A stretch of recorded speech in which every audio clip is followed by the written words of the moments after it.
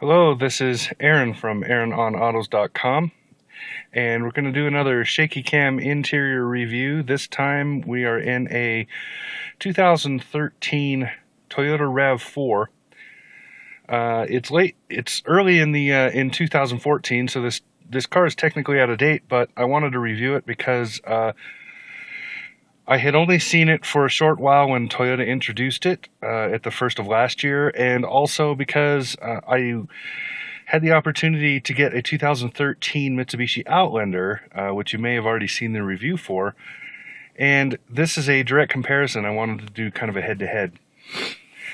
So for this quick interior tour, not much has changed for 2014, so this will be what it looks like more or less in 2014.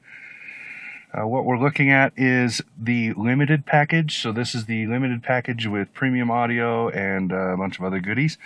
Basically everything you can get for this car is in it, in this version. So we'll start from the left. The usual door controls, seat memory here, mirrors, lighting, and so forth. These two are interesting. This is the rear hatch, so you can open it from the back. It's an automated hatch. This is the all-wheel drive system. That's an annoying spot for it because you tend to reach and you can't see it without going around the steering wheel, which interferes with your driving.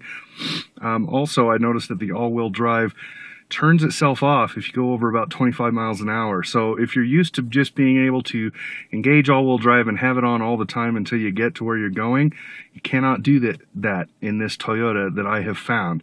There may be some secret way around it, but I don't know it. This is the vent. I really like these. This is a cool little kind of an innovation from Toyota. They're not the first ones to do it exactly this way, but it is a new kind of for Toyota, and it's really awesome because it allows you to do this and any direction you want, which I really like. Moving to the center console, you see it's very, very cold outside, so I have a low battery warning, or a low tire warning. We were at -6 last night. It's warmed up to about 19, so I expect that will turn off here in the next few minutes. Usual layout, nothing really unusual. You see tachometer, speedometer, fuel. This part down here changes as you use the display button on the steering wheel. It shows several things. Right now it's showing the live MPG, so this is the miles per gallon I'm getting live right now, which obviously is nothing because we're not moving. This is a 4-speed, I believe, transmission, so they have not moved to a CVT in this yet. It's decent, performs well, doesn't make a lot of noise, does a pretty good job. And then you'll see I'm also in eco mode. I'll talk about that in a minute. Moving back to the steering wheel, they have the usual controls, audio and so forth, and this puts it on mute or holds the call if you're on the phone. What else have we got here? Over on the right side we have more phone controls, and this is the display I was talking about from there, so you can look at like your trip, your average miles per gallon, odometer reading, that sort of thing. And down here is Toyota's little cruise control dongle. I don't actually like this because I have to look at it every time to see where I'm doing, and I sometimes have hit it with my knee when I'm shifting in the seat, which is a little bit annoying. And this is the usual rear wiper, front wiper, all that. Moving this way, we get to the infotainment. This is the top of the line package. It's pretty well done for Toyota. It's still a little bit clunky, but it's one of the best Toyotas that I've tried so far. So I'm not going to knock it too hard. And the JBL sound is killer. This is a great stereo. Most of the controls are fairly obvious. It's really nothing special. Apps is kind of pushing the definition of that term because it's in-car apps, but it's not. And you do have the opportunity to sync some of your phone stuff if you have like Pandora or whatever. But yeah, good luck. My phone crashed a lot trying to do that sort of thing on here, and my phone's not really that old, but whatever. Climate controls, these are pretty straightforward again, nothing special. This is a keyless start, so it's just the start-stop button. I really kind of like this layout because it's very simple, very obvious, and you can use it. You can run it wearing gloves or anything else because there's nothing, no difficulty at all. And the buttons are nice and large.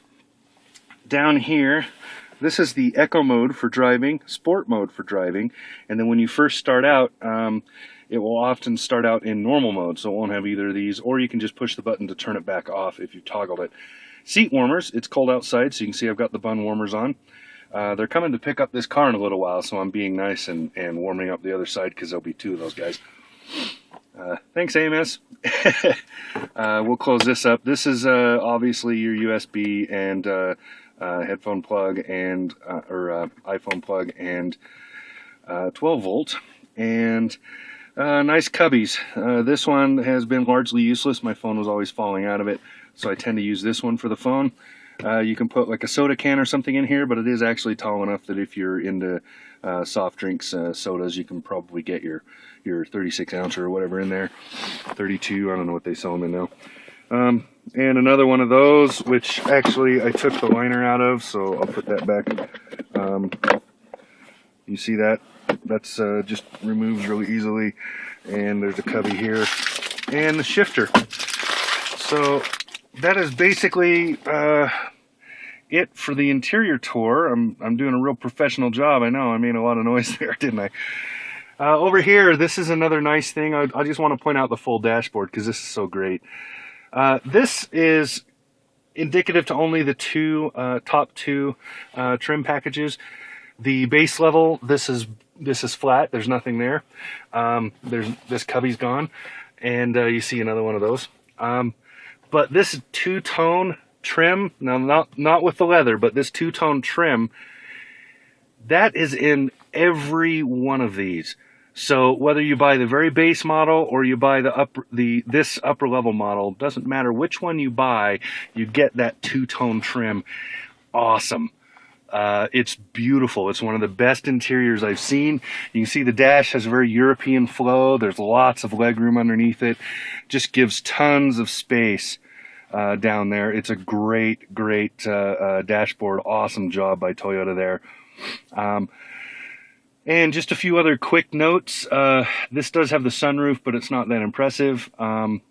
It's just a standard sunroof. But what I wanted to quickly note is that I've heard people complain that this has kind of a rough highway ride, and I've heard people complain that it is